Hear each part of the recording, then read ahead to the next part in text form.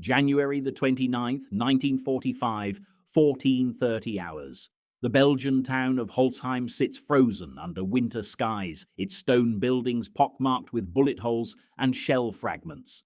First Sergeant Leonard A. Funk, Jr., 24, 508th Parachute Infantry Regiment, 82nd Airborne Division, moves through the streets with 13 paratroopers in a textbook patrol formation. The temperature hovers around 20 degrees Fahrenheit.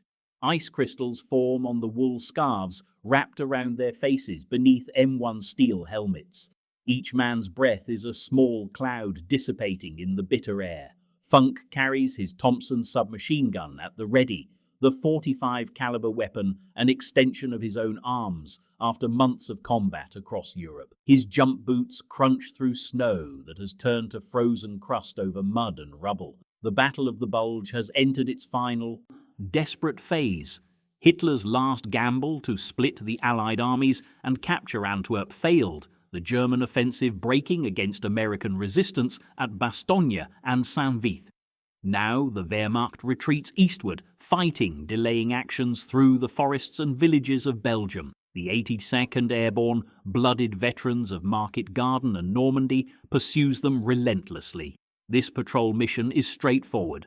Reconnaissance through Holzheim to identify remaining enemy positions and secure the town. It is routine work for paratroopers who jumped into Normandy, fought in Dutch polders, and survived the frozen hell of the Ardennes counter-offensive. Funk pauses at a street corner, raising his fist. The patrol halts. There is complete silence except for wind rattling through broken windows and the distant rumble of artillery to the east. The sergeant's eyes scan the buildings systematically, checking windows, doorways and roof lines. Nothing moves. The town appears deserted. Wehrmacht units had been pulling back for 3 days, leaving only scattered rearguards. Intelligence reports suggest Holzheim might be clear, but intelligence had been wrong before. Funk learned in Normandy never to trust that a quiet town is an empty town. The patrol moves forward again. 2 scouts advance ahead, rifles ready. Behind them, the main body spreads across the street, never bunching together, never presenting a concentrated target. These men are elite survivors of the Army's toughest training.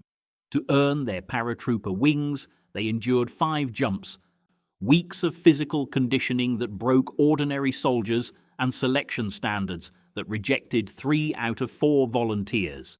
Funk started as a clerk, but that work taught him an attention to detail that now keeps men alive. Every street corner is checked, every building cleared, every shadow scrutinized. A dog barks somewhere in the distance.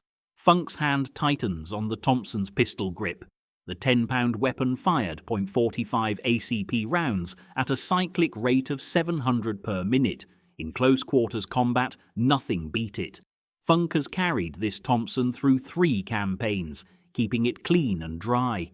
The magazine seated in the weapon holds 28 rounds. He never loads a full 30 because the spring tension can cause feeding malfunctions. 2 spare magazines ride in pouches on his webbing. 78 rounds of .45 caliber insurance. The patrol reaches the town centre, a small square dominated by a stone church with a partially destroyed steeple. Shell craters pock the square where a burned-out American Jeep sits tilted, abandoned during the German offensive weeks earlier.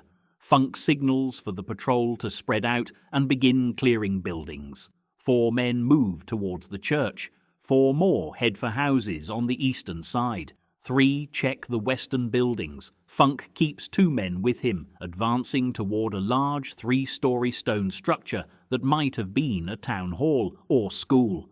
The door stands partially open. Funk approaches from the side, obeying the basic infantry tactic drilled into every paratrooper. Never silhouette yourself in a doorway. He reaches the wall, Thompson raised, and listens. Nothing. He nods to Private First Class Kowalski, who moves to the opposite side. On Funk's signal, they pivot and enter fast. Funk going left, Kowalski right, the 3rd man covering from outside. The interior is dark after the bright snow glare. As Funk's eyes adjust, he sees a hallway with doors along both sides and stairs at the far end. The stone floor is scattered with debris, broken furniture, papers, shattered glass. The building smells of damp stone and old wood smoke, and something else that makes his combat instincts flare. The smell of unwashed men. The smell of German Feldgrau wool uniforms. The smell of German cigarettes, not American. He signals Kowalski. Enemy presence possible.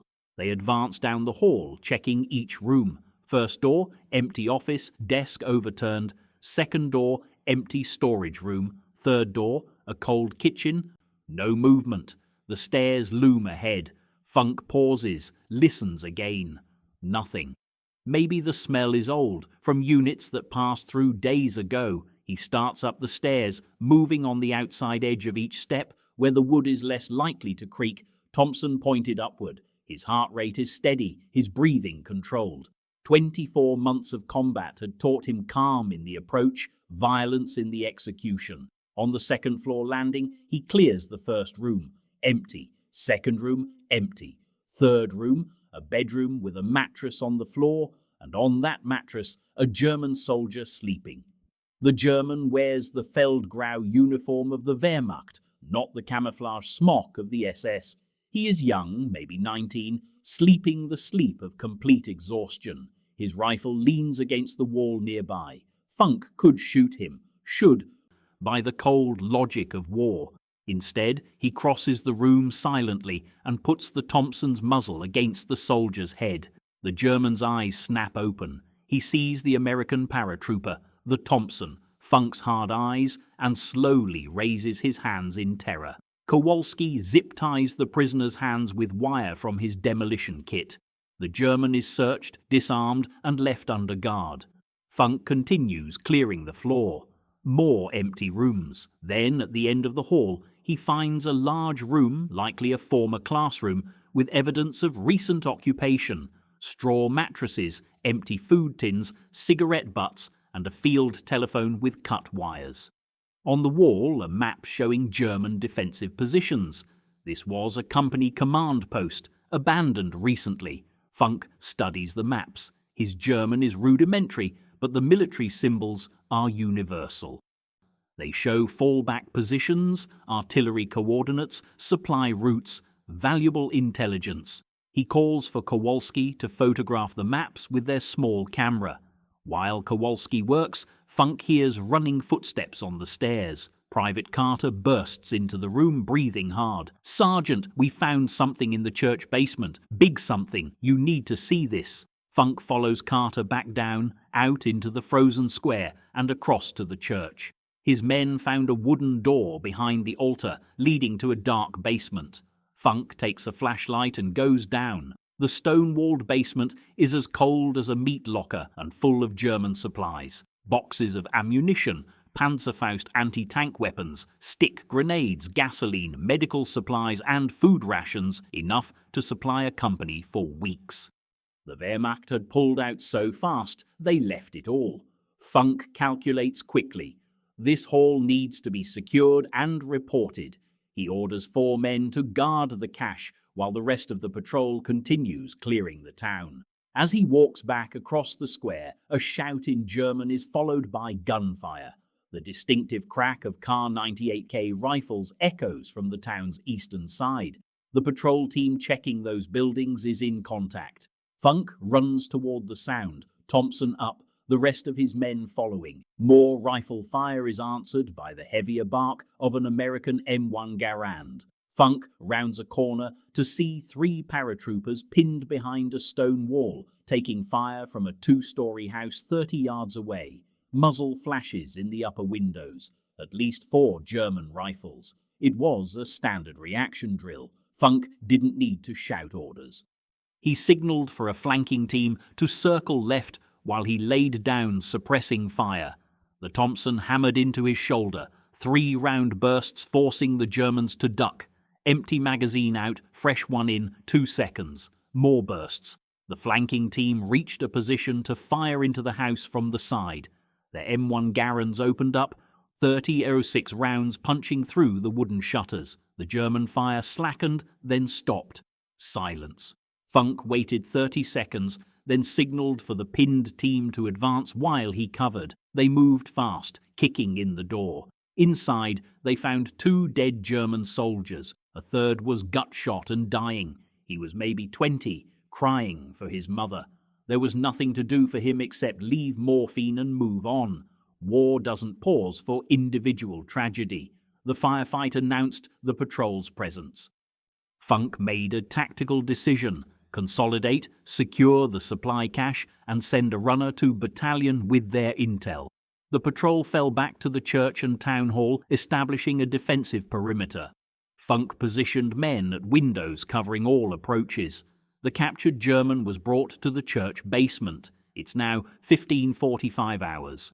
Funk sends Private Martinez sprinting back toward American lines with a message for battalion: Holzheim partially secured, enemy supplies captured, enemy casualties estimated, patrol holding position, pending reinforcement. Martinez disappeared into the snow-covered streets in an experienced infantryman's crouch.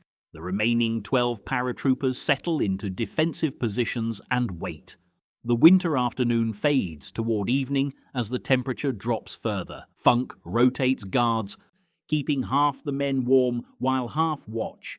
His Thompson rests across his knees. The town is silent again, except for the wind and the distant, ceaseless artillery. At 16:20 hours, Funk hears voices speaking German, multiple voices coming from the north and growing closer. He signals for absolute silence, weapons ready. Peeking around the window frame, he sees them, at least 20 German soldiers moving down the street in loose formation. They wear the Feldgrau of Wehrmacht infantry, carrying Kar-98K rifles and an MG-42, moving with the caution of experienced soldiers, but the weariness of a long retreat. They haven't spotted the Americans. Funk faces a decision: 12 paratroopers against 20 or more Germans. He could open fire, relying on surprise from defensive positions. He could stay hidden and hope they pass. He could take aggressive action before the enemy can organize, but then the decision is taken from his hands. One of the German soldiers spots the American jeep in the square and shouts a warning. 20 German rifles swing towards the church, and the frozen afternoon explodes into violence that will test everything Leonard Funk learned in Normandy, Holland, and the Ardennes, everything that will earn him the Medal of Honor and transform this quiet paratrooper into one of the most lethal soldiers in American history. Chapter 2: The Trap. On January 29, 1945, near the Belgian town of Holzheim, the world was a wall of thick, freezing fog. Visibility was down to a few yards. Funk was leading a small detail of clerks and cooks on a mission to round up American stragglers from a forward platoon that had gone silent. They believed they were in a secure rear area, but the fluid nature of the winter battle had deceived them. As they approached a cluster of houses, the muffled sound of German voices cut through the fog. Before they could react, grey uniformed figures materialized from the mist, their Mauser Kar-98K rifles leveled. A heavily armed German force, likely Waffen-SS judging by their camouflage smocks and aggressive posture, had just overrun the American position they were looking for.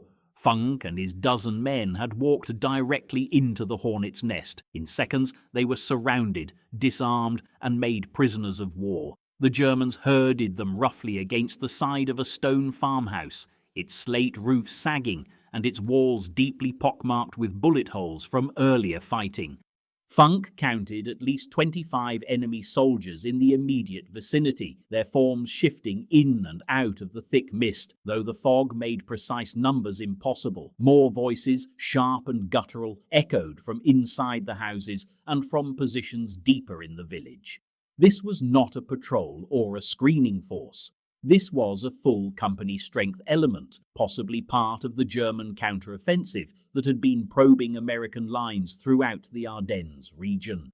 The SS troopers moved with the cold confidence of apex predators, their weapons well maintained, their camouflage smocks marked with the distinctive patterns of elite units. Funk's eyes caught the glint of metal on several chests, the close combat clasp in silver or bronze. He knew what it represented: dozens of days of brutal hand-to-hand engagements.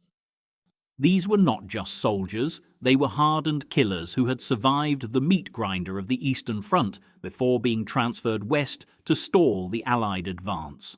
The temperature hovered near freezing, and Funk's breath came in visible puffs as he stood with his hands raised. His men, clerks and cooks who had volunteered for what they thought would be a simple retrieval mission, stood beside him with fear written across their faces. These were support soldiers, trained in administration and mess duties, not infantry combat. The youngest couldn't have been more than 19 years old. The M1 Garand rifles that had been slung over their shoulders moments before now lay in a pile on the frozen ground, along with their ammunition bandoliers and hand grenades. One German trooper kicked through the pile, examining the American weapons with professional interest, his Kar 98K carbine hanging from its sling across his chest. An SS Unterscharführer, roughly equivalent to an American sergeant, approached with a swagger that suggested he was enjoying this moment. He was perhaps 30 years old, his face weathered by years of winter campaigns, a scar running from his left eyebrow to his cheekbone. He wore the distinctive SS camouflage pattern and carried an MP-40 submachine gun, the weapon that had proven devastatingly effective in close-quarters combat. He barked orders in German, and several troopers began searching the Americans, removing watches, cigarettes, personal items. The Unterscharführer stopped in front of Funk, looking him up and down with undisguised contempt. He noticed Funk's sergeant stripes and said something that made the other Germans laugh, a harsh, mocking sound that cut through the fog. Funk understood enough German from his family background to catch the gist. The SS trooper was commenting on American rear area warriors who wandered into combat zones where they didn't belong. Another trooper added something about soft American soldiers who fought with cooks instead of infantry, and more laughter erupted. The Unterscharführer reached out and tapped Funk's chest, speaking slowly in broken English about how the war was nearly over and that American prisoners would march to Germany in chains. The psychological warfare was deliberate, designed to break their spirit and ensure compliance. It was working on most of Funk's men, whose faces showed resignation and terror in equal measure. The Germans began organizing them for movement to a rear area collection point. According to standard Wehrmacht procedure, prisoners were supposed to be transferred through regimental headquarters to division-level POW holding areas, then eventually to permanent camps in Germany. But these were SS troops, and their treatment of prisoners, particularly in the chaos of the Battle of the Bulge, had proven notoriously unpredictable. Word had already spread through American units about the Malmedy massacre just weeks earlier, where Waffen-SS troops had murdered over 80 American prisoners in a snowy field. Every American soldier in the Ardennes knew that surrender to the SS carried no guarantee of survival. 2 guards were positioned to watch the prisoners while the Unterscharführer conferred with what appeared to be a junior officer who emerged from one of the houses. Their conversation was animated, hands gesturing toward different parts of the village. Funk noticed the tactical situation developing around them. The Germans were not simply holding this position. They were organizing for movement, perhaps preparing to attack another American position or to withdraw before reinforcements arrived. Equipment was being consolidated, ammunition distributed, and defensive positions abandoned. This was a force in transition, which meant opportunity and danger in equal measure. The fog remained thick, reducing visibility to perhaps 20 yards in any direction. Funk could hear American artillery rumbling in the distance, the familiar crump of 105mm howitzers firing from positions several miles away. The sound gave him his first clear reference point for friendly lines. If the artillery was firing from that direction, American forward positions were likely between here and there, possibly closer than the Germans realized. The fluid nature of the winter battle had created pockets of isolated units on both sides, islands of control in a sea of contested territory. Radio communication had been spotty throughout the offensive, making coordination between units nearly impossible in some sectors. One of Funk's men, a young cook from Ohio named Private First Class Morrison, began to shake visibly, a tremor that ran through his whole body. Whether from cold or pure terror, Funk couldn't tell. A sharp pang of guilt struck Funk. He had asked for volunteers for this simple retrieval mission, and this boy had raised his hand. The kid had joined the unit less than 3 weeks earlier, fresh from a replacement depot in France. He'd been assigned to mess duties because of minor medical issues that kept him from infantry service. Now he stood in wet wool trousers and an M1943 field jacket that offered minimal protection against the Belgian winter, facing SS troopers who had killed his way across Russia and were now fighting a desperate defensive campaign in their homeland's final approaches. Morrison's lips moved silently, perhaps in prayer, and his eyes had the 1,000-yard stare that Funk had seen before in men who had reached their breaking point. The Germans began shouting orders to move out.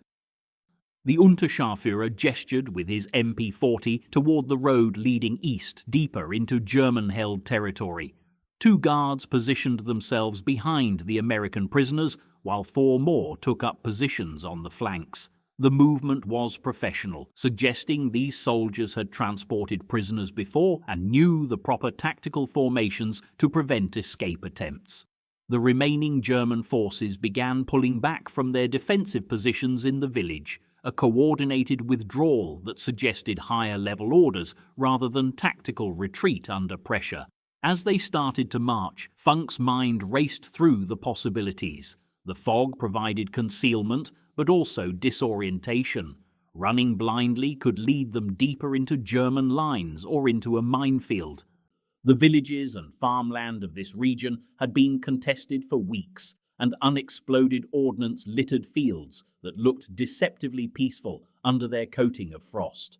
But staying meant almost certain transport to Germany, months or years in a POW camp if they survived the journey, and the real possibility of execution if these SS troops decided prisoners were more trouble than they were worth.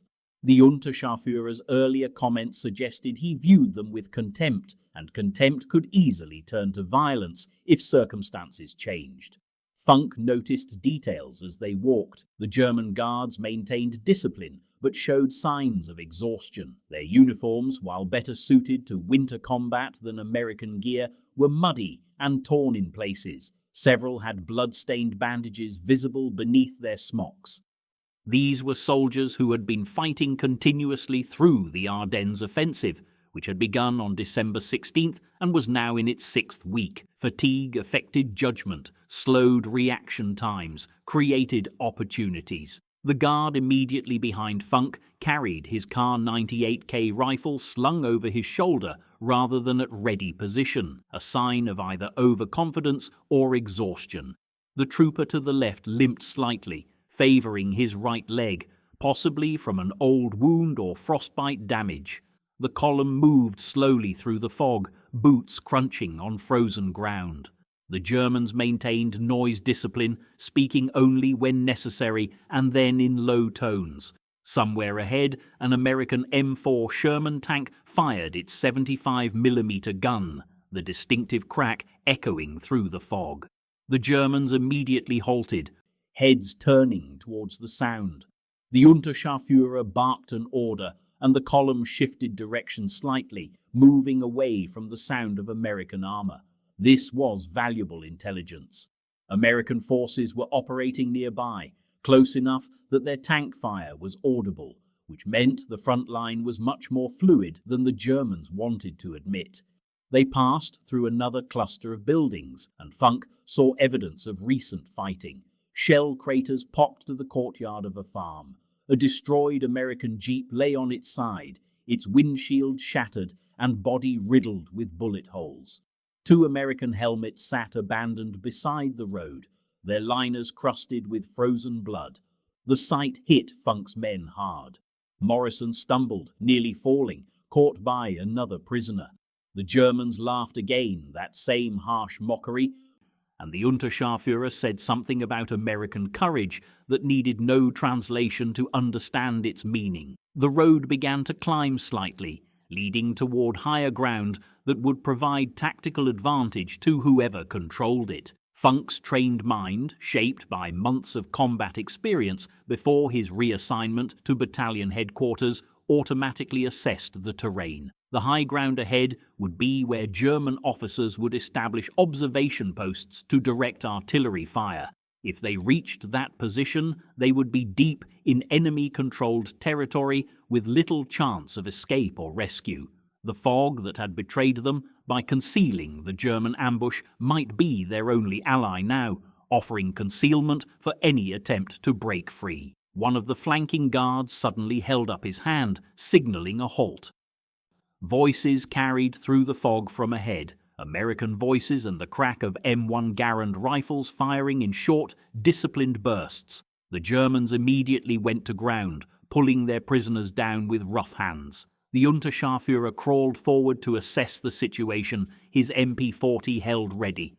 The prisoners lay in the frozen mud beside the road, guarded by 4 Germans, while the rest of the force prepared for contact with American troops who had appeared unexpectedly in their path. The tactical situation had just become exponentially more complex and dangerous, and Funk realized that the next few minutes would determine whether he and his men died here in a Belgian field, marched east into captivity, or found some impossible way to survive this trap that had closed around them with such devastating suddenness. Chapter 3. The Moment of Reversal. The biting Ardennes wind cut through their thin field jackets, a miserable counterpoint to the Germans' warm smirks. Snow clung to the pines, muffling the world in a deceptive peace. They herded the captured Americans, including a wounded officer, into a small, defeated group. A German officer, holding Funk's own captured Thompson submachine gun, barked orders, his voice sharp and arrogant in the stillness. A young Lanzer, no older than a teenager, grinned and laughed, nudging his comrade as he looked at the prisoners. It was this casual arrogance that sealed their fate.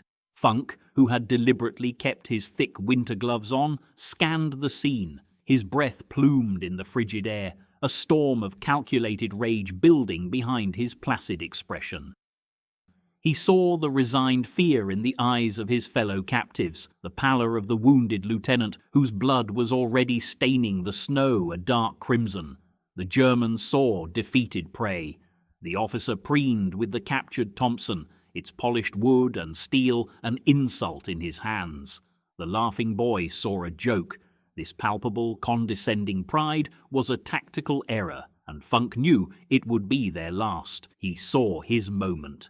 As the laughing German soldier briefly distracted the guards, Funk moved. In a single explosive motion, he kicked the Thompson submachine gun from the German officer's grasp. The weapon flew into the air, a dark arc against the white forested backdrop. Funk, with the reflexes of a predator, snatched it from its descent. He landed already turning, his gloved thumb flicking the weapon's selector switch to full auto.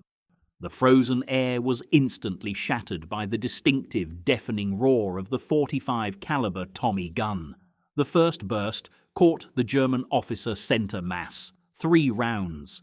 The heavy .45 caliber slugs punched through the Feldgrau wool tunic, through ribs, through vital organs. The officer's eyes went wide, his mouth opening in a silent scream as he staggered backward into the snow, the stolen trophy now the instrument of his death. The sudden, brutal violence shattered the German's smug certainty.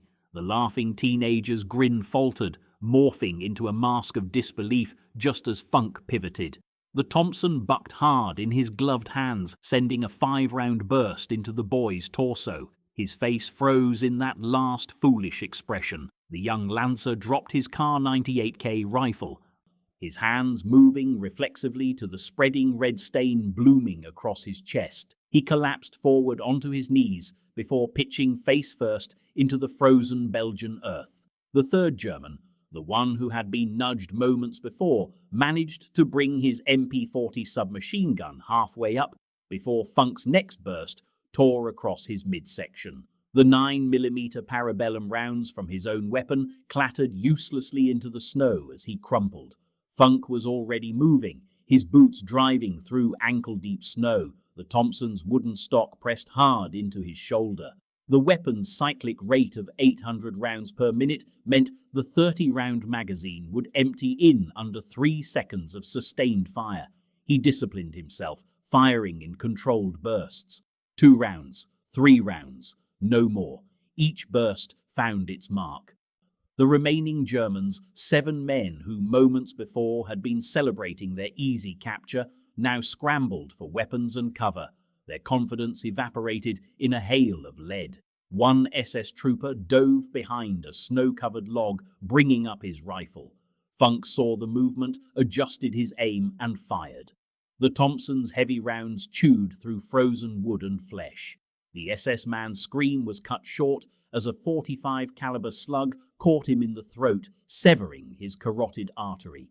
Blood sprayed across virgin snow in an arterial fountain, steaming in the sub-zero air. Another German, this one older, a Scharführer with combat ribbons from the Eastern Front, reacted with trained efficiency. He rolled left, bringing his Sturmgewehr 44 assault rifle to bear.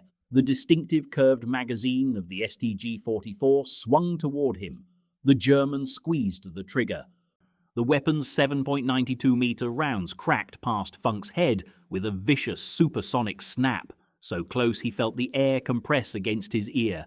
Funk dropped flat, the frozen ground slamming against his chest, driving the air from his lungs. He rolled right, the Thompson never leaving his grip. Coming up on one knee, he fired a sustained burst at the Scharführer's muzzle flash. The heavy .45 caliber rounds found their target. The German's chest erupted in red mist. His STG-44 fell silent. The captured Americans, suddenly understanding what was happening, scattered. The wounded officer Funk had protected earlier crawled toward a fallen German rifle, dragging his shattered leg through blood-stained snow. 2 other American soldiers, hands still bound with wire, ran in opposite directions, using the chaos to escape certain execution. Then came the sound Funk dreaded, the sharp, metallic clack of the Thompson's bolt locking back on an empty chamber. A wave of dread, colder than the Belgian winter, washed over him. 21 rounds gone, 6 Germans down, but 4 remained, and they were no longer complacent boys. They were hardened soldiers seeking cover and angles. He was exposed, a stationary target holding a useless weapon. Time seemed to stretch the milliseconds into an eternity of vulnerability. He dropped the beloved Tommy gun without hesitation, his gloved hands already reaching for the fallen German officer's Luger P08 pistol. The 9mm weapon came up smooth, his thumb working the toggle mechanism to chamber a round. An SS Rottenführer appeared from behind a burned-out American half-track, his MP-40 submachine gun chattering on full automatic. The 9mm rounds carved through the air where Funk had been standing milliseconds before. Funk was already moving, diving behind a snow-covered ammunition crate. The Luger extended in a 2-handed grip. He fired twice. The first round missed, spanging off the half-track's armoured hull. The second caught the Rottenführer in the left shoulder, spinning him around. The MP-40 flew from his grasp. Funk fired again. This time, the round entered just below the German's right eye, exiting through the back of his skull in a spray of bone fragments and brain matter. The Rottenführer dropped instantly, his body twitching in the snow. 3 Germans remained. Funk could hear them moving, boots crunching through frozen crust, calling to each other in clipped German commands. They were flanking him, professional soldiers. Not the overconfident boys who had laughed moments before. Funk ejected the Luger's magazine. 3 rounds left. He had no spare magazines, no grenades, no backup weapon. Just 3 precious rounds and the winter gloves that had allowed him to grip the Thompson without frostbite-numb fingers. He was a cornered animal. Then he heard it. The hollow thud of a steel hand granite handle striking a tree trunk 10 yards to his left. The German potato masher grenade hit the ground, its 5-second fuse already burning. The sound was a death sentence, Yet in that split second, Funk's mind, honed by the desperate logic of survival, saw not a trap, but a tool. He didn't run from the explosion, he ran toward the opportunity. He scooped the steel hand granite from the snow in a fluid motion perfected through countless training exercises at Camp Polk, Louisiana. 1 second elapsed. His arm cocked back. 2 seconds. He hurled the grenade with all the strength built from farm work in his Indiana childhood, sending it in a high arc towards the voices he had heard. 3 seconds. The grenade reached the apex of its flight. 4 seconds. It descended behind a cluster of snow-laden pine trees where 2 Germans crouched, preparing their next move. 5 seconds. The explosion was muffled by the snow, but the screams were crystal clear.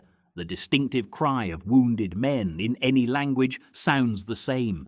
1 German staggered into view, his Feldgrau uniform shredded across his back by grenade fragments, his rifle gone. Funk aimed the Luger, fired. 2 rounds left.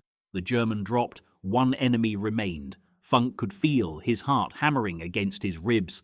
Adrenaline flooded his system, narrowing his vision to a tunnel, sharpening every sound. The crunch of snow behind him. He spun, the Luger coming up, his finger already applying pressure to the trigger. The final German stood 15 feet away, his Kar 98K rifle shouldered, the 5-round internal magazine loaded with 7.92 57mm Mauser rounds capable of punching through a man at 500 yards. At this range, it would obliterate anything it hit. The German's finger tightened on the trigger. Funk fired first. The Luger barked once. The 9mm round caught the German in the upper chest, angling upward through his left lung and nicking his heart. The Kar 98K discharged, but the German's aim was already failing. The 7.92mm round whistled past Funk's right ear, so close it left his hearing ringing. The German toppled backward, blood frothing from his lips as his punctured lung filled with fluid. He tried to work his rifle's bolt action to chamber another round, but his hands lacked strength. He looked at Funk with the peculiar clarity that comes in dying moments. Then his eyes glazed over. 1 round left in the Luger. The thought echoed in the sudden, deafening silence. Adrenaline began its slow, painful retreat, leaving a profound tremor in his hands and a deep, aching cold that seeped into his bones. He stood motionless, scanning the tree line. The acrid smell of cordite mingled with the coppery scent of steaming blood.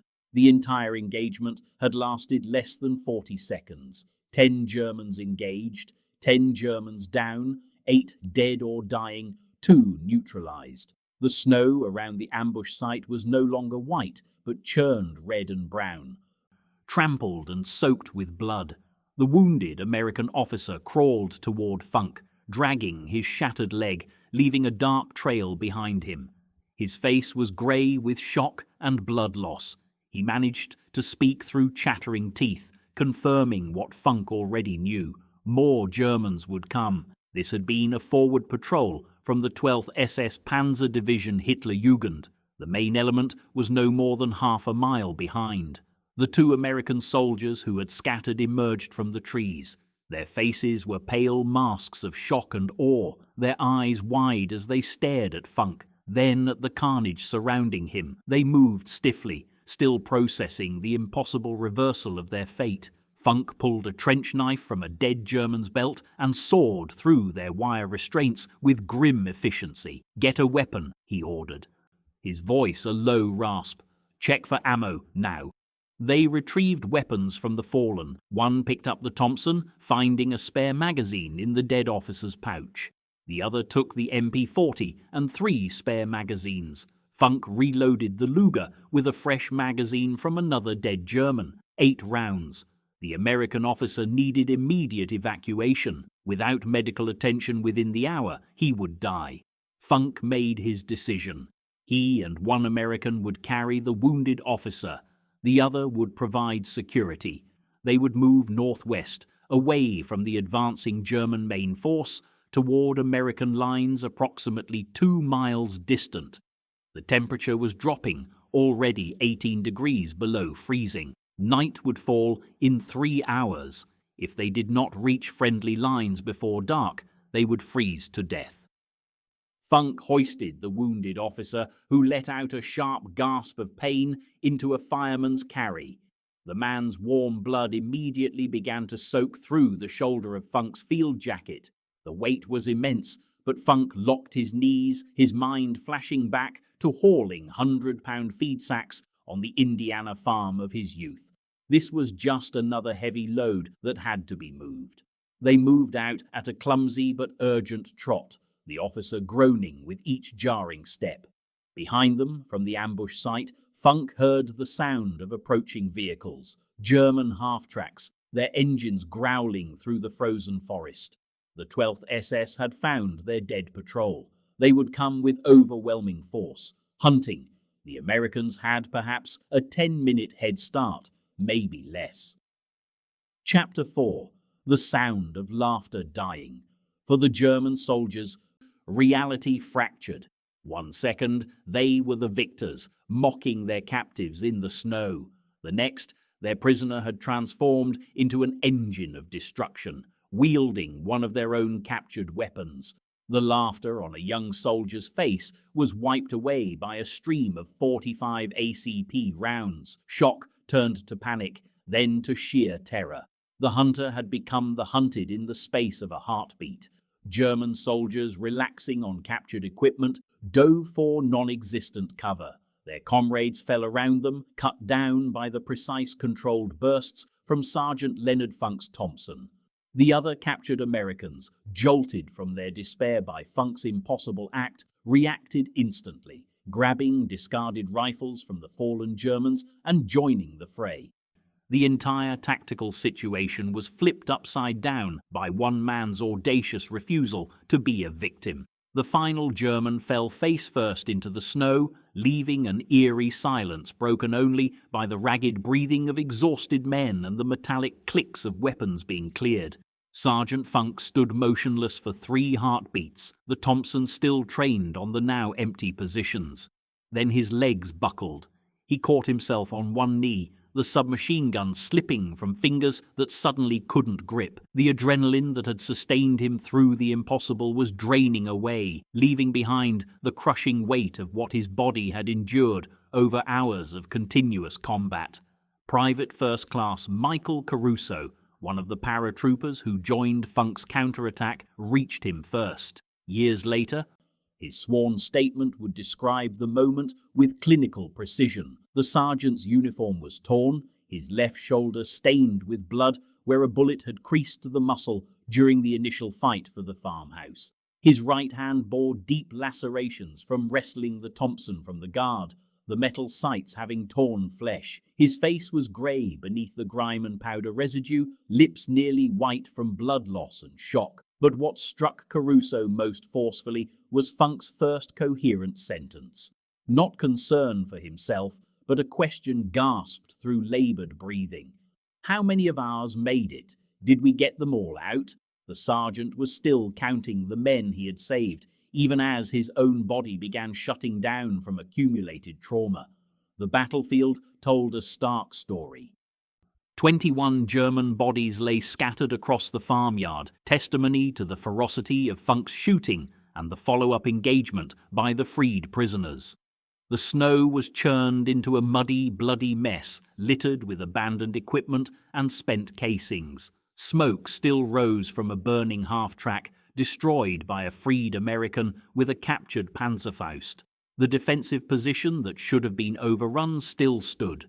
The wounded men Funk had been protecting were alive, huddled in the farmhouse basement. Corporal James Henderson, a medic from the farmhouse, emerged and immediately began triage on Funk.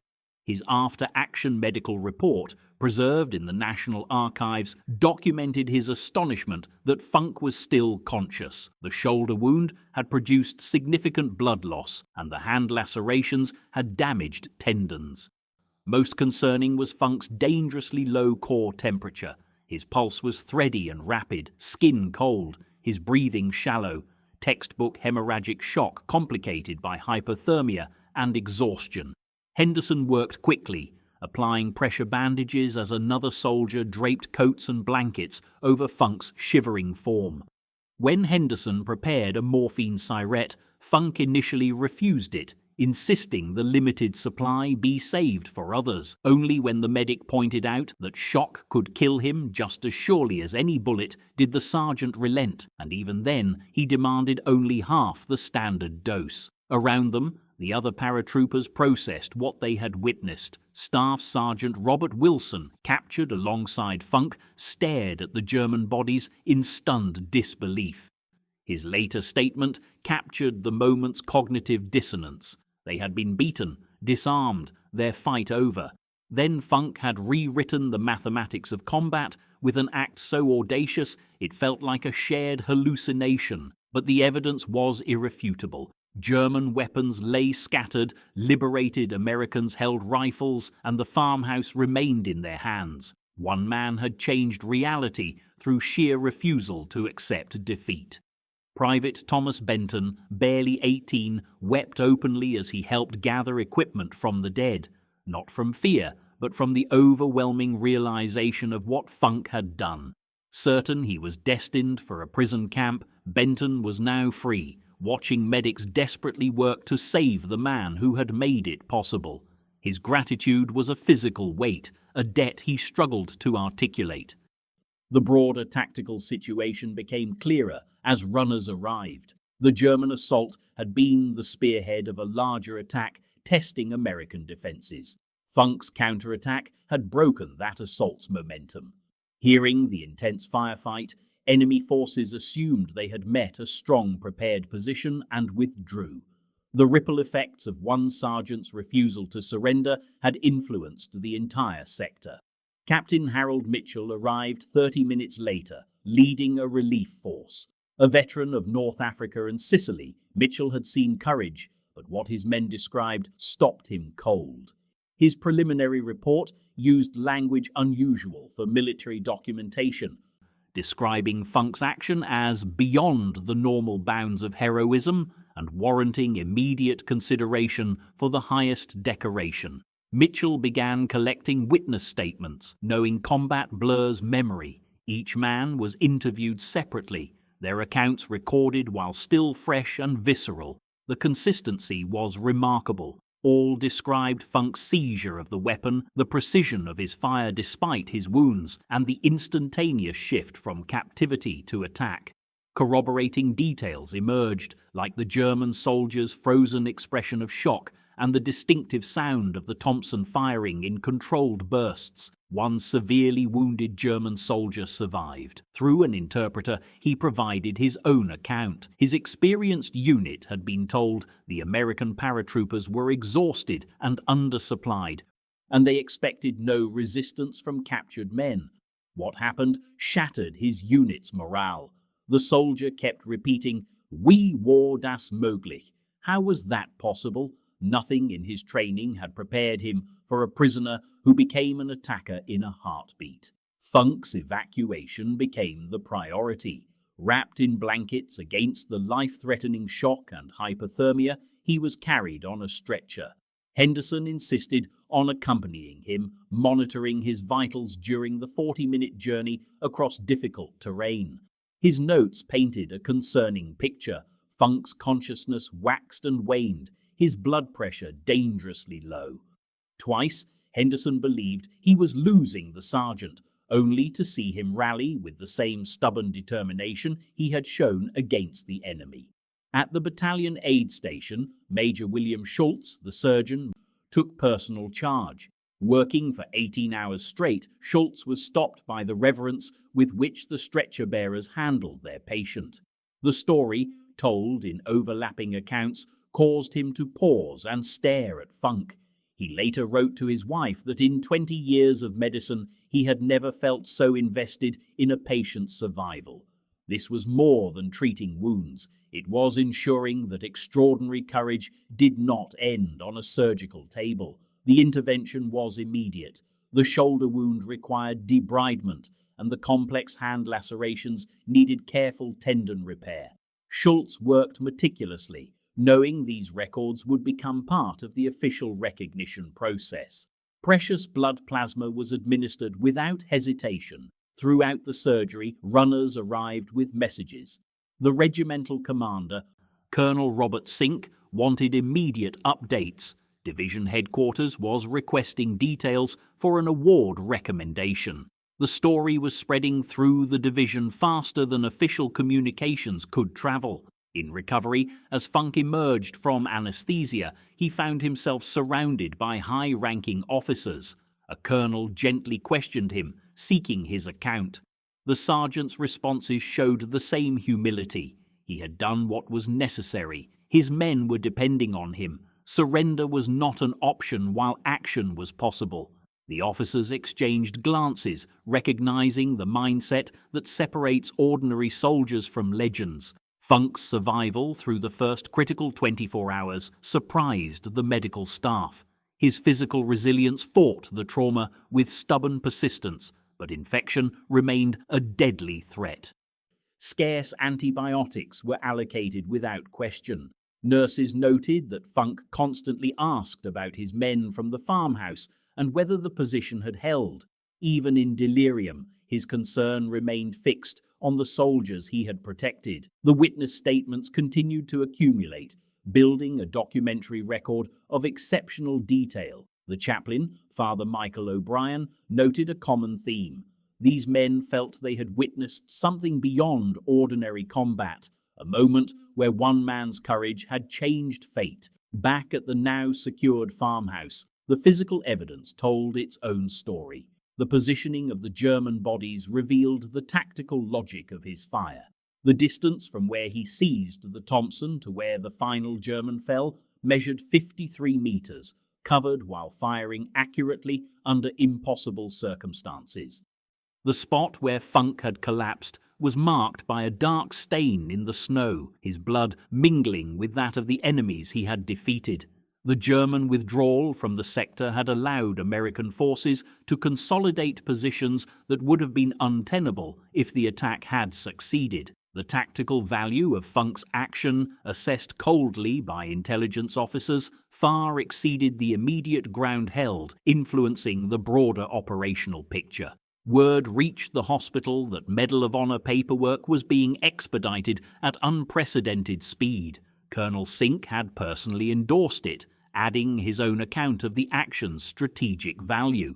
Division and corps commanders added their endorsements, recognizing this was the caliber of action the nation's highest decoration was created for. Leonard Funk lay in the hospital bed, alive against the odds, his body beginning to heal while official recognition of his impossible courage advanced. The laughter of his captors had died in the snow of a Belgian farmyard, silenced by a sergeant who refused to accept defeat, who transformed from prisoner to warrior in a heartbeat, and who had changed the tactical reality through sheer audacity and extraordinary courage under fire.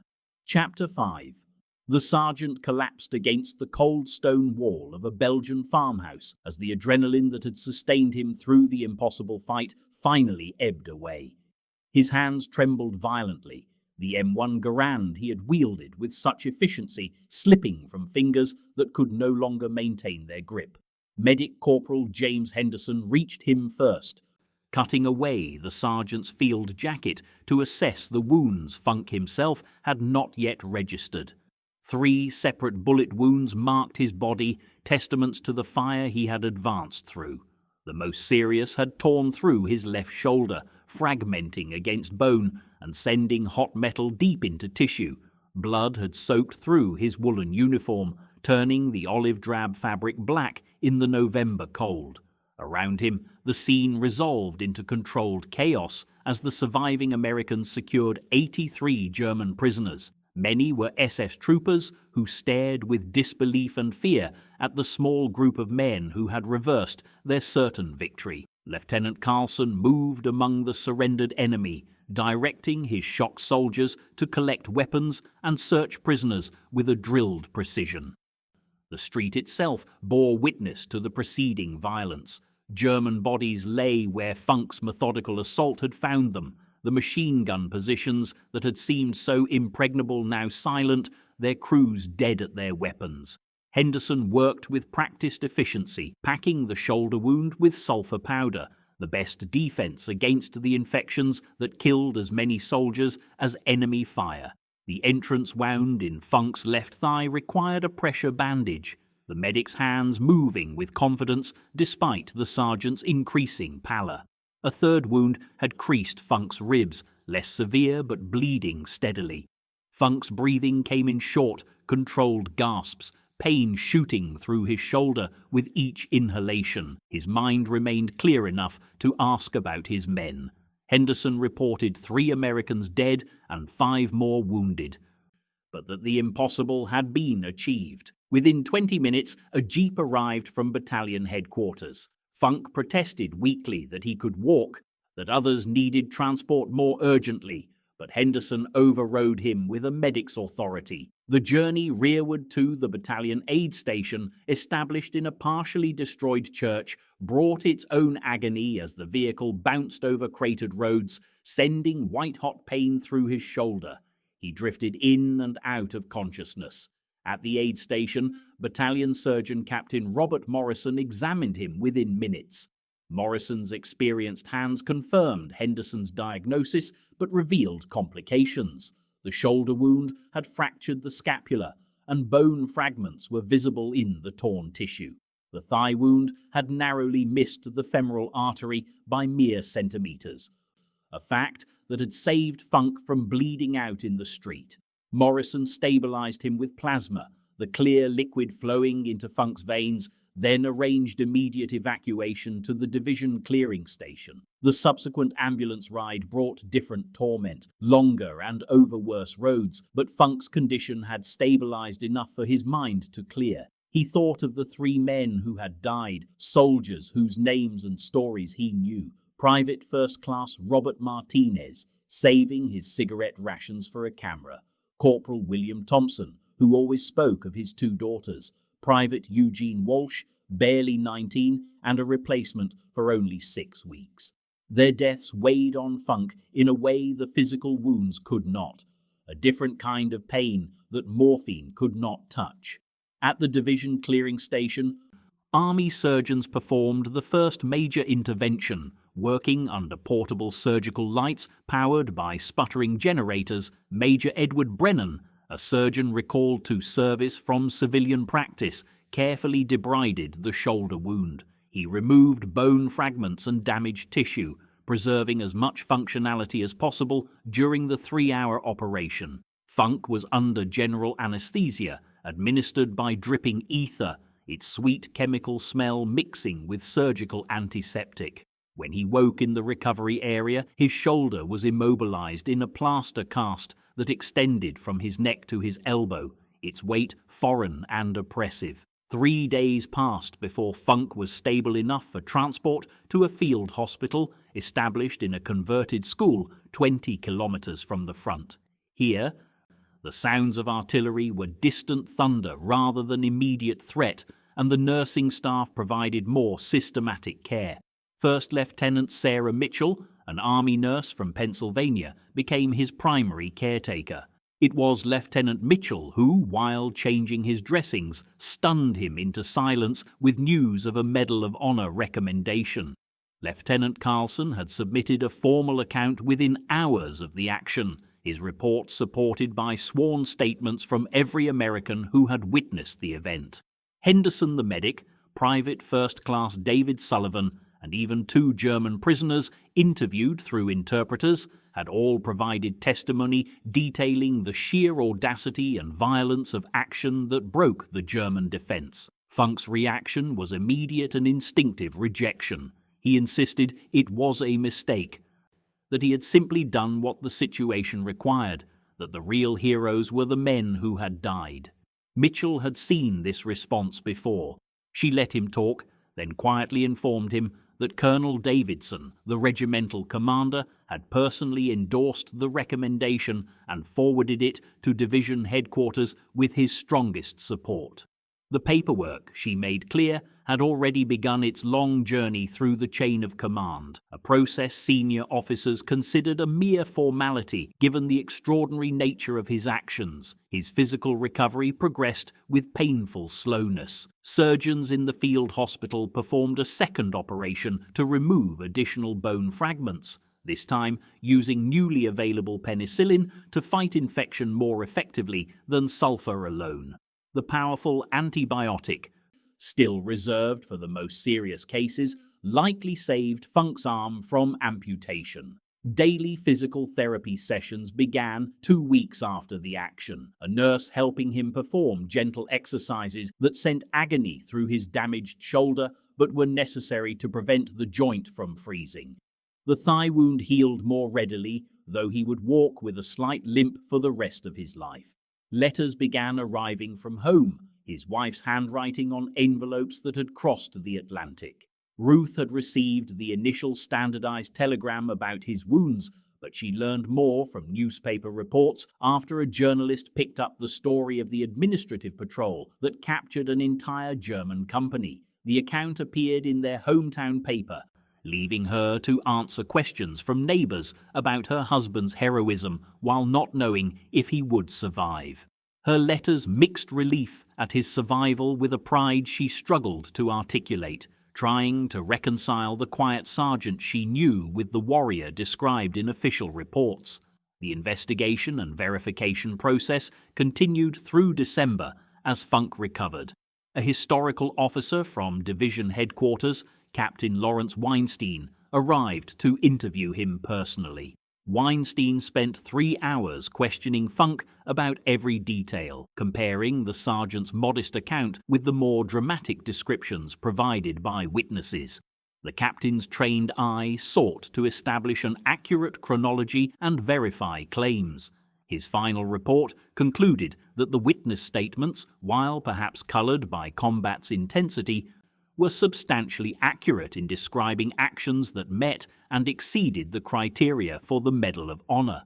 At the battalion level, Lieutenant Carlson's original recommendation received endorsement from Major William Harrison, who considered Funk one of his most reliable NCOs. Harrison's addition emphasized Funk's consistent performance under fire, establishing that the action in Belgium was not an isolated moment, but the culmination of sustained excellence in leadership. Colonel Davidson at regimental headquarters added his own assessment, noting that Funk's action had enabled the capture of valuable intelligence officers among the German prisoners, aiding subsequent operations. By the time the recommendation reached division headquarters in early January, it was a substantial file. Major General Robert Crawford, a West Point graduate who understood the Medal of Honor's significance, reviewed the package personally. He added his unqualified endorsement, stating that in 30 years of military service he had never seen a clearer example of the heroism the decoration was meant to recognize. The recommendation then moved upward to corps and army level, each headquarters confirming the lower echelon endorsements. In mid-January, Funk was transferred to a general hospital in a converted Paris hotel, which offered better facilities for long-term recovery. Here, he received word that the recommendation had cleared Army headquarters and been forwarded to the War Department in Washington. The timeline suggested a possible award ceremony in late spring, though bureaucratic delays were common.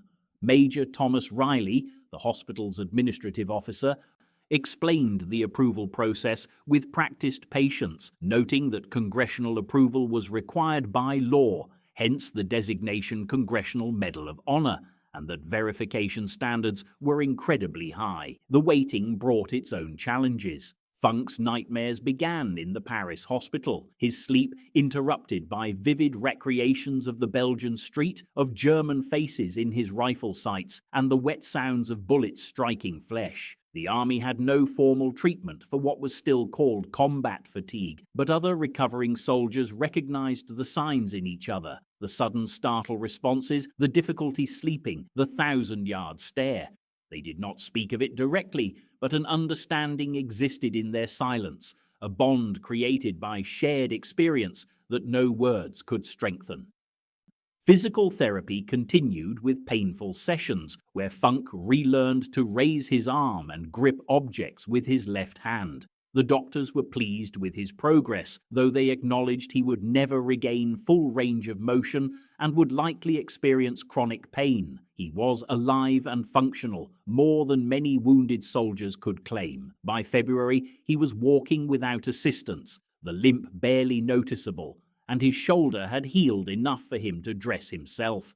The question was no longer whether he would survive, but whether he would return to duty or be medically retired. News reached him in March that his unit had continued fighting through the winter, pushing into Germany itself. 3 more men from his platoon had been killed, their names added to a roster of soldiers who would not see home again. Sullivan, the private who had provided covering fire, had been promoted to sergeant and was leading his own squad. Henderson, the medic, had been awarded the Silver Star for actions in a different engagement.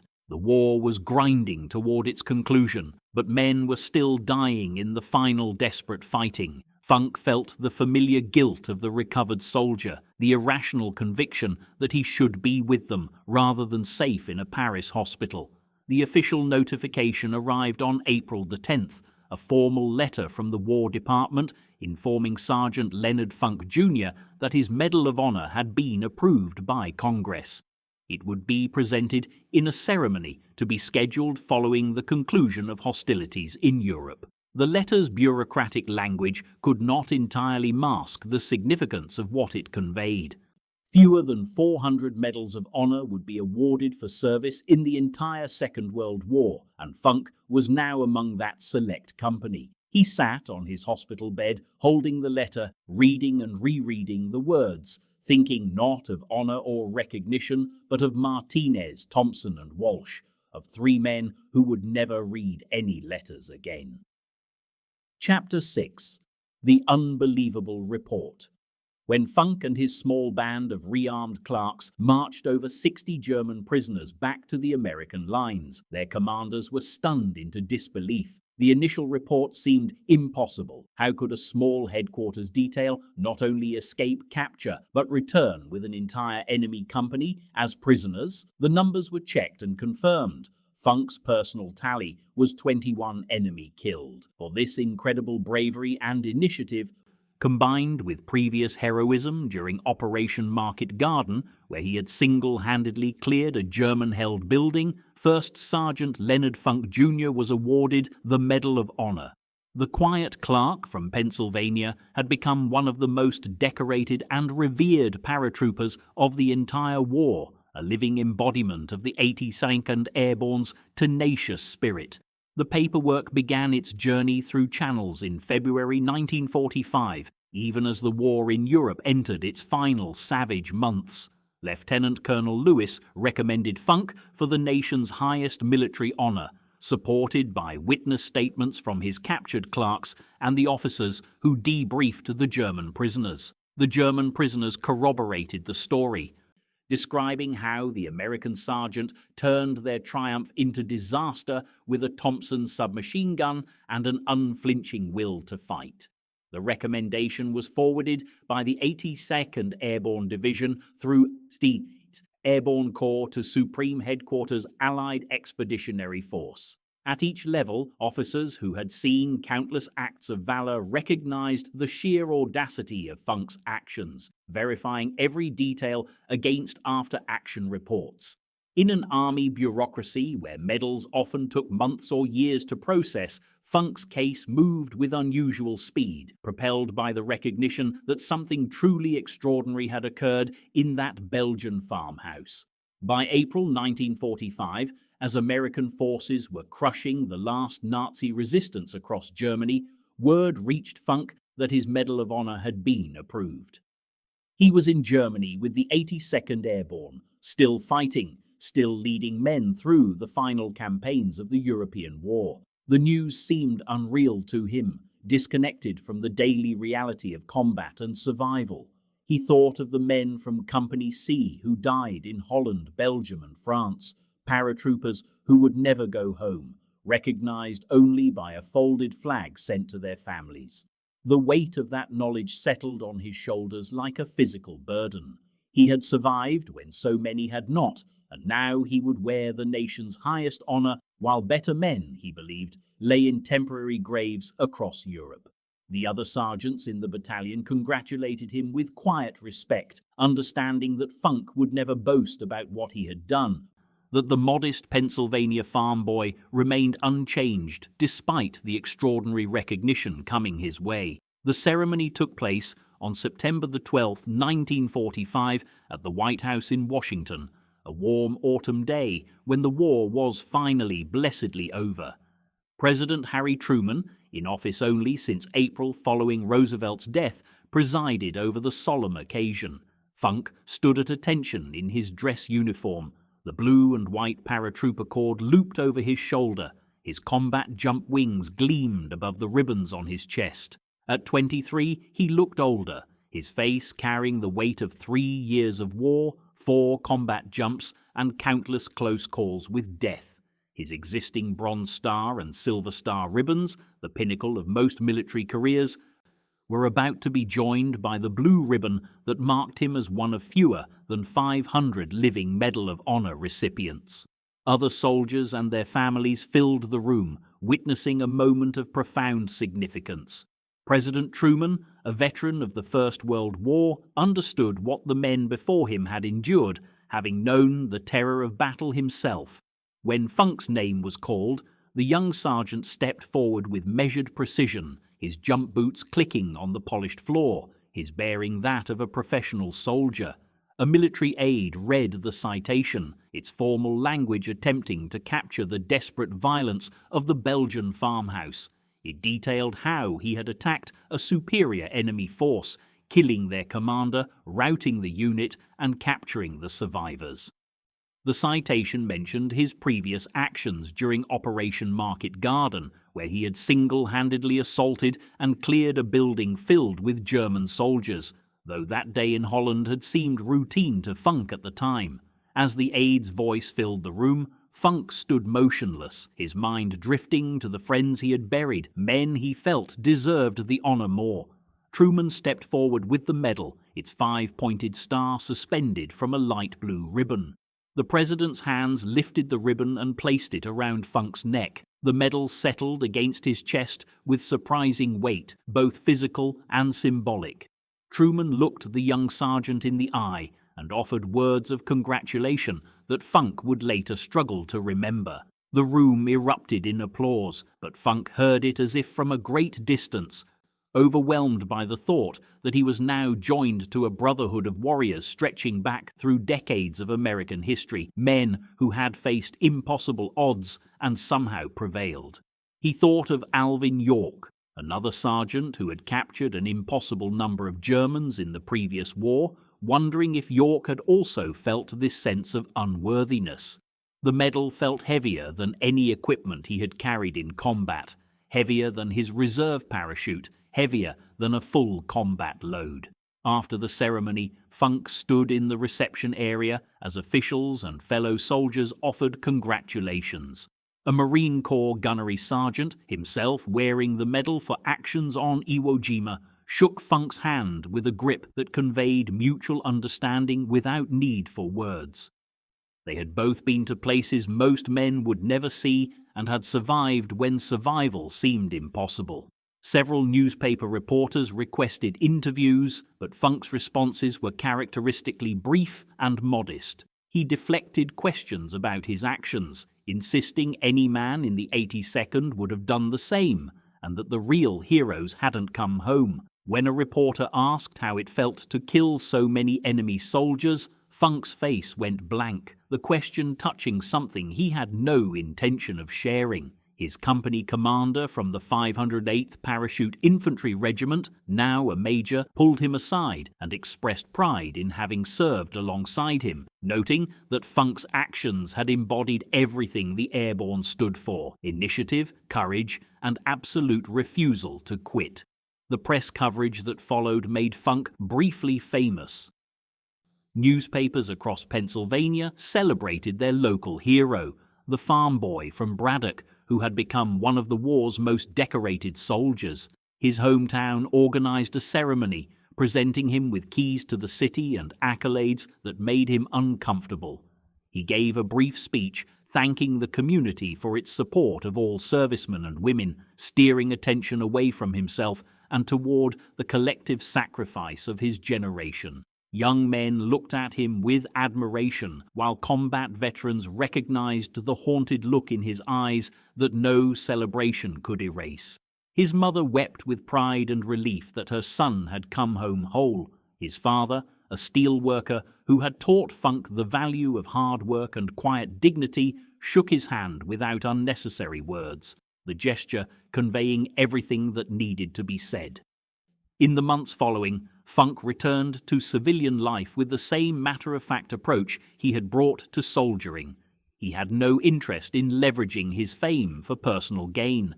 The army offered him opportunities to remain in service, recognizing his rare caliber, but Funk chose discharge and a return to normalcy. He enrolled in college using the GI Bill, pursuing an education the Depression and the war had made impossible. On campus, he was just another veteran among thousands, distinguished only by the ribbon he rarely wore and the medal he kept in a drawer. Other students sometimes asked about his service, and he would offer minimal details, deflecting conversations about combat with practiced ease. Fellow veterans understood his reticence and respected it, recognizing the unspoken code that some experiences defied explanation to those who had not been there. Funk eventually took a position with the Veterans Administration, helping other soldiers navigate the bureaucracy of benefits they had earned. It was work that allowed him to continue serving without a uniform, helping men who had given much and asked little in return. He occasionally attended Medal of Honor Society events, finding kinship with other recipients who understood the peculiar burden of the decoration. At these gatherings, conversations never focused on the actions that had earned their medals, instead revolving around mutual friends, units, and the challenge of building meaningful lives after war. Some recipients had found peace, while others struggled with nightmares and survivors' guilt that time could not diminish. Funk fell somewhere in the middle, capable of functioning in civilian society while carrying memories that would surface unexpectedly, triggered by sounds or smells that transported him back to Dutch drop zones and Belgian farmhouses. He married and raised a family, providing his children with a stable, loving home while rarely discussing the war that had shaped him so profoundly. His wife learned not to wake him suddenly from sleep, understanding that combat instincts died hard. His children knew their father had been a soldier and had done something important, but Funk never used his service or his medal to demand special treatment. He taught them the same values his father had taught him: work hard, treat people fairly, and never consider yourself better than anyone else. As he aged, he attended 82nd Airborne reunions, traveling to see men he had fought alongside, friendships forged in extremity that lasted a lifetime. At these gatherings, they would drink, laugh, and remember the men who hadn't made it home, toasting absent friends with the bittersweet knowledge that they had been the lucky ones. In his final years, Funk occasionally spoke to military units about leadership and courage, framing these discussions around principles rather than personal exploits. He emphasized that courage was not the absence of fear, but action despite fear, that leadership meant putting your soldiers' welfare above your own, and that initiative in crisis separated the living from the dead. Young paratroopers listened with rapt attention to the elderly sergeant who had turned certain death into impossible victory, seeing in his weathered face the living embodiment of airborne tradition. When he died in 1992 at the age of 70, he was buried with full military honors at Arlington National Cemetery, the Medal of Honor displayed with his other decorations.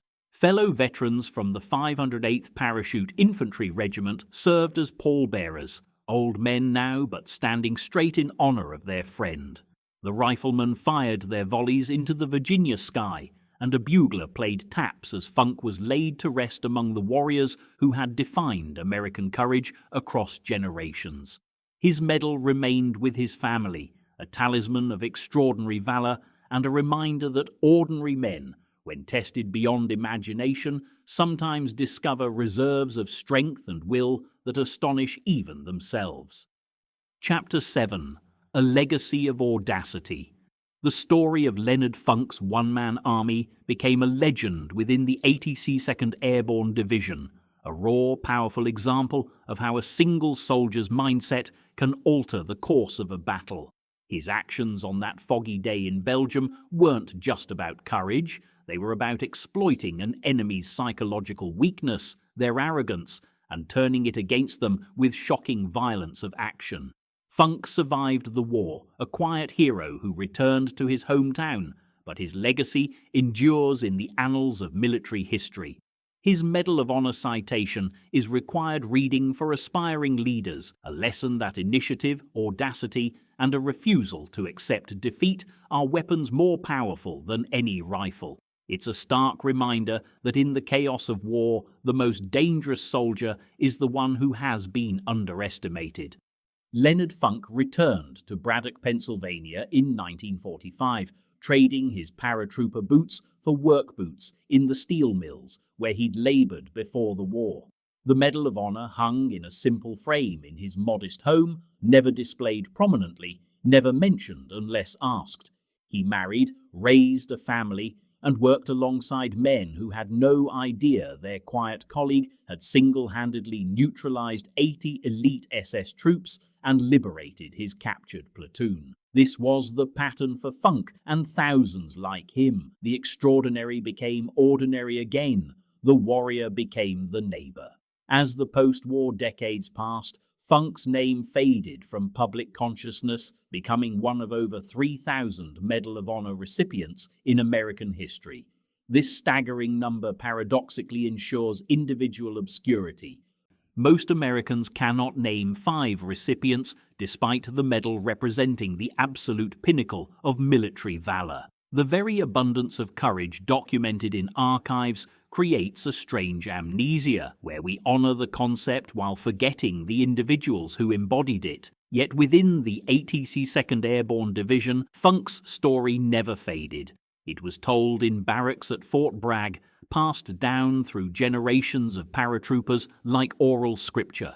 New jumpers heard about the sergeant who walked into his own ambush and emerged victorious through pure audacity.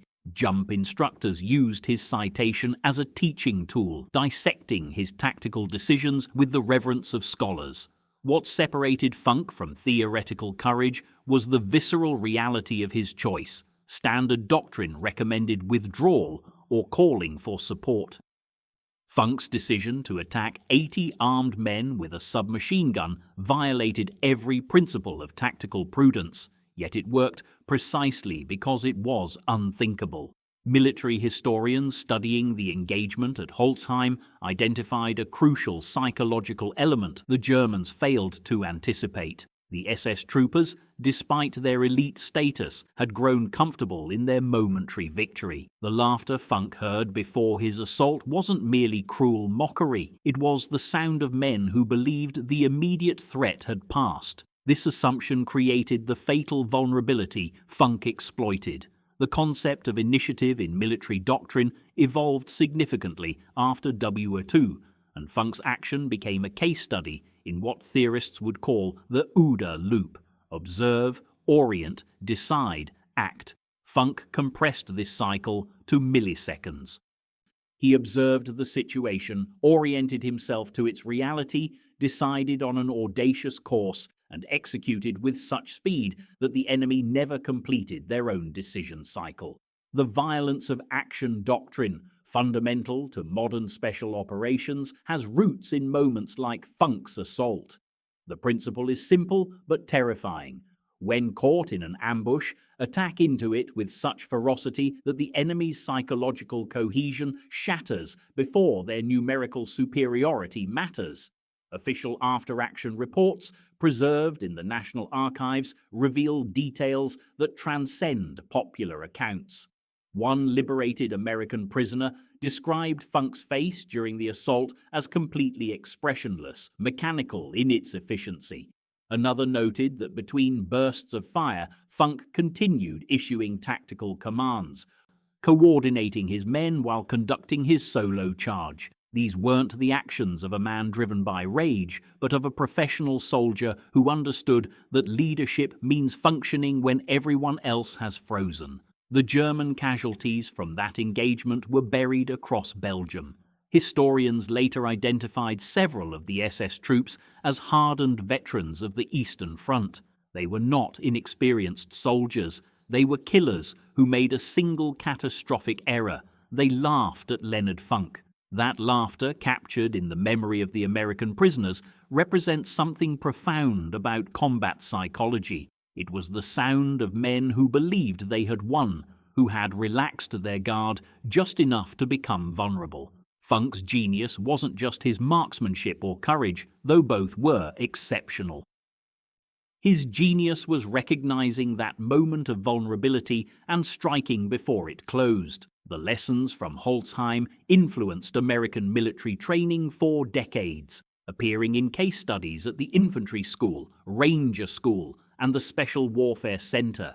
Instructors used Funk's decision-making to illustrate the crucial difference between reckless bravery, which gets soldiers killed, and calculated audacity, which wins battles. But Funk's legacy extends beyond military tactics into something more fundamental about human character. The men he saved in Belgium went on to live full lives, marrying, having children, building careers. Their descendants number in the hundreds, a network of human existence that might not have been if Leonard Funk had chosen differently that foggy morning.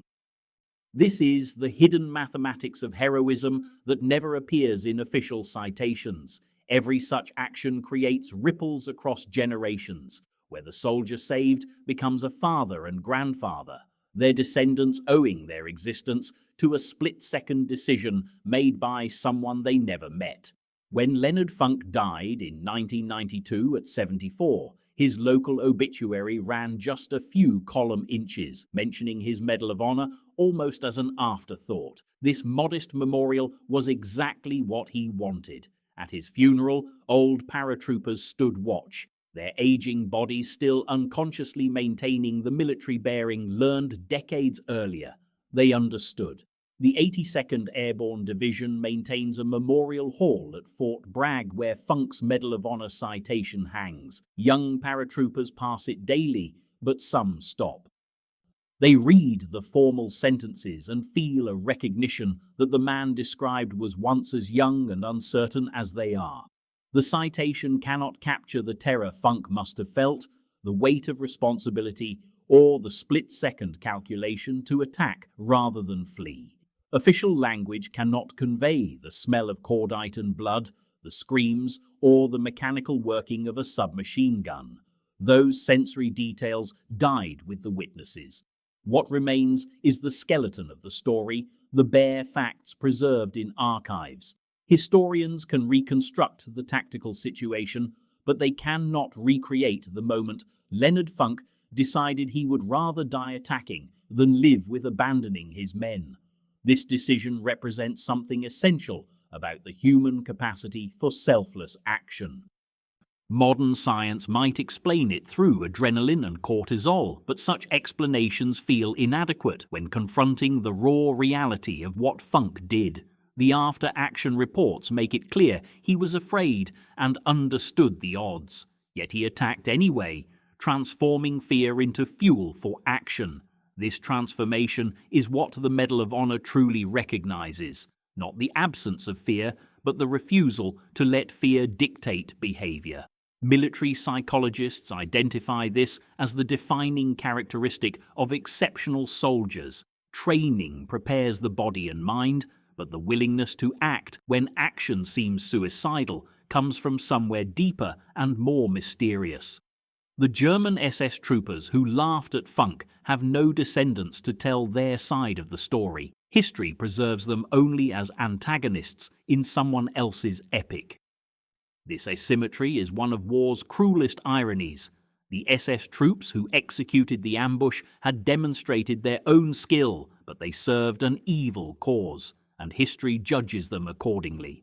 Their laughter, preserved in memory, has become the sound of hubris meeting its reckoning, a warning that arrogance is a vulnerability and the battle isn't over until someone stops fighting. Funk's life after the war embodied the quiet dignity of his generation. He spoke at schools when asked, attended reunions, and worked his shifts at the steel mill, providing for his family with steady reliability. When asked about being a hero, he always gave the same answer. The real heroes were the ones who didn't come back.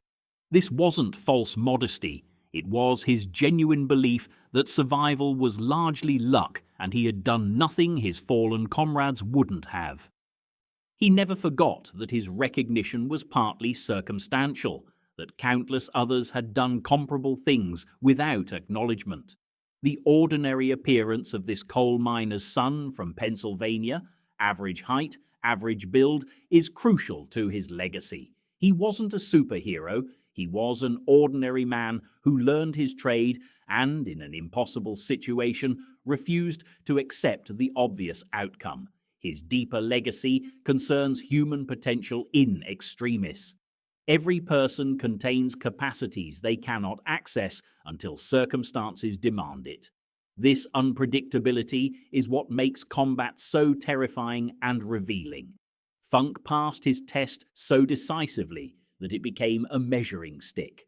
Modern paratroopers sometimes ask themselves, what would Sergeant Funk do? This invocation transforms him from historical figure into a spiritual presence, a ghost of audacity whispering encouragement across the decades. The Second World War produced thousands of Leonard Funks, ordinary men who did extraordinary things. Most are forgotten.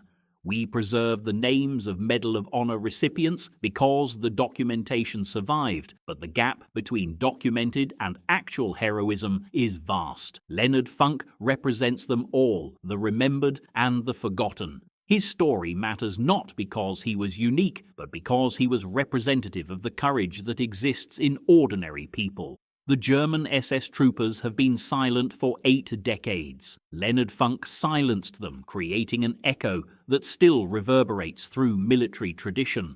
The echo asks a question each generation must answer. When the moment demands everything and the odds are impossible, will you have the audacity to fight anyway?